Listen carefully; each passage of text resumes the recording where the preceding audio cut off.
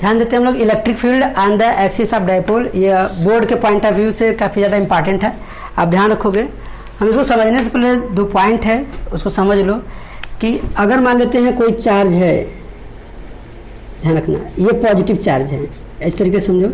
अगर कोई positive charge है तो पॉजिटिव चार्ज पे याद रखिएगा आप लोग इलेक्ट्रिक फील्ड के डायरेक्शन में अगर पॉजिटिव चार्ज है तो उसी डायरेक्शन पे इस पे फोर्स लगता है, और अगर निगेटिव चार्ज अगर है आपके पास तो इलेक्ट्रिक फील्ड के डायरेक्शन के अपोजिट डायरेक्शन में फोर्स लगता है। इस बात को ध्यान रखेंगे आप, अभी आपको आगे पता चलेगा। इस बात को ध्यान रखना, तो आपको अभी बताया जाएगा कि यूनिफॉर्म फील्ड में डायपोल कैसे बिहेव करता है, तो वहाँ पे आपको समझ में आएगा। इसको ध्यान रखना आप लोग, काट दीजिए। ध्यान देते हैं यहाँ पे कि जो ये पॉइंट चार्ज है, दोनों जो डायपोल का पॉइंट चार्ज है, इस पर हम कोई अगर टेस्ट चार्ज ला कर दे दे इस एक्सिस पे, तो इलेक्ट्रिक फील्ड जो है वो किस तरीके से बिहेव करेगा, ये ध्यान रखना आप लोग। यहाँ पर यहाँ से हम डिस्टेंस लेंगे, सेंटर ऑफ डायपोल से जो डिस्टेंस है ये है आर डिस्टेंस। अगर यहाँ से यहाँ तक आर डिस्टेंस है तो आप समझ लो कि इस पॉइंट निगेटिव चार्ज से जो इसका डिस्टेंस होगा वो हो जाएगा आर प्लस एल, और पॉजिटिव चार्ज से जो इसका डिस्टेंस है वो हो जाएगा आर माइनस एल। अब ध्यान रखते हैं हम लोग कि इस चार्ज का पॉजिटिव चार्ज का इसको, ये जो पॉइंट चार्ज है टेस्ट चार्ज मान लेते हैं, तो आपको साथ कॉन्सेप्ट और क्लियर हो जाएगा कि इस चार्ज के कारण यहाँ पर जो इलेक्ट्रिक फील्ड होगा, तो ध्यान रखोगे ये जब जाएगा यहाँ पर तो इसको क्या करें, पॉजिटिव है तो ऐसे समझोगे आप कि यहाँ पर इलेक्ट्रिक फील्ड। पोजीशन भी दे देते हैं आपको हेल्प करने के लिए, अगर पोजीशन रहेगा तो आपको हेल्प होगा। ये ए है और ये पॉइंट बी है, तो बी के कारण जो इलेक्ट्रिक फील्ड का डायरेक्शन है ई बी, वो क्या हो जाएगा, ये रिपेल करेगा, वो इस तरफ से हो जाएगा। और ए के कारण जो यहाँ पे ये निगेटिव है तो इसको खींचेगा, तो आप समझ लोगे कि ई ए, ये electric field due two point charge जो है ए, तो डायपोल के कारण यहाँ पर इस तरीके से इलेक्ट्रिक फील्ड पर इफेक्ट पड़ेगा। अब ध्यान रखते हैं हम लोग इलेक्ट्रिक फील्ड जो निकालना है वो क्या कर सकते हैं, ई ए पहले निकाल लेते हैं, ई ए। तो इलेक्ट्रिक फील्ड ई ए यानी आप करोगे क्या, के बाद क्या कर लेंगे हम लोग, के क्यू। अब ध्यान रखेंगे के यानी 1/4πε0 के क्यू बाई ए के कारण यहाँ से लेके यहाँ तक का डिस्टेंस कितना है, आर प्लस एल का होल स्क्वायर।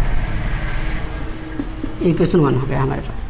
बी के कारण अगर हम देखेंगे तो ई बी के कारण क्या हो जाएगा, के क्यू डिवाइडेड बाई बी के कारण यहाँ पे आर माइनस एल का whole square.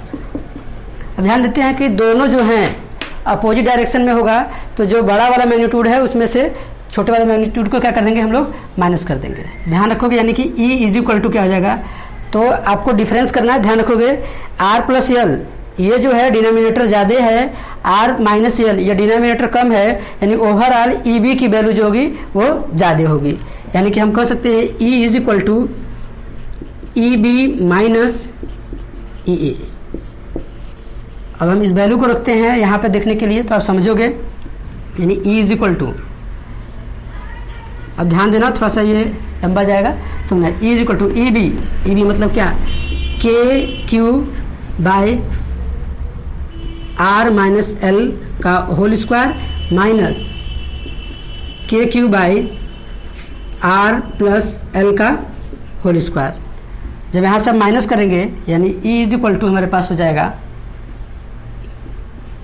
E is equal to K Q क्या हो जाएगा, कॉमन हो जाएगा, तो हमारे पास बचेगा 1/r माइनस एल का whole square minus 1/r plus L का होल स्क्वायर।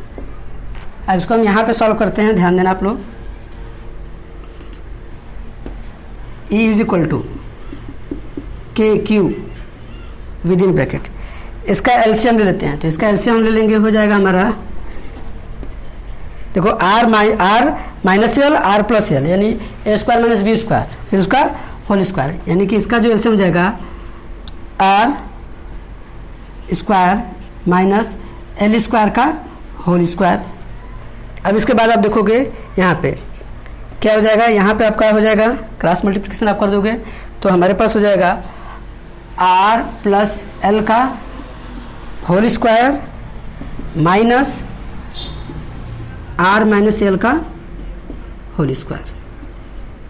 अब इसको जब हम तोड़ेंगे निकालेंगे तो E is equal to K Q निकाल देते हैं, R square plus L square plus 2RL minus के साथ जाएगा तो आप चेंज करते हुए जाएगा, डायरेक्ट चेंज करते हुए जा रहे हैं, यानी क्या होगा आर का स्क्वायर माइनस हो जाएगा माइनस आर स्क्वायर। यहाँ पे क्या हो जाएगा हमारे पास ये minus L square minus 2 times of R L, तो minus type 2 times of R L होगा।